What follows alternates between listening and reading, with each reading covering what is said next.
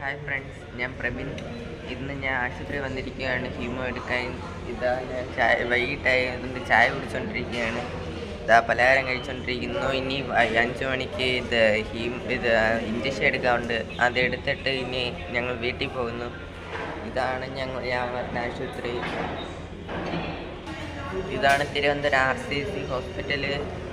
ഇത് എൻ്റെ അമ്മ. ഞാൻ രാവിലെ ഇവിടെ വന്നപ്പോൾ ആദ്യം റേഡിയേഷൻ ഉണ്ടായിരുന്നു. റേഡിയേഷന് പോയി.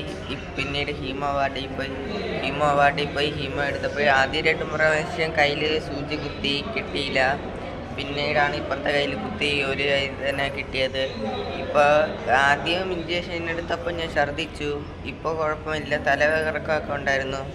ഇപ്പോൾ ഞങ്ങളിതാ ലാസ്റ്റത്തെ ഇഞ്ചക്ഷൻ എടുക്കാൻ വേണ്ടി അങ്ങോട്ട് പോകാൻ വേണ്ടി നിൽക്കുന്നു. ചായ കുടിച്ചു. ഇനി ഞങ്ങൾ ഇപ്പോൾ ഇഞ്ചക്ഷൻ എടുത്തിട്ട് വീട്ടിൽ പോകാം.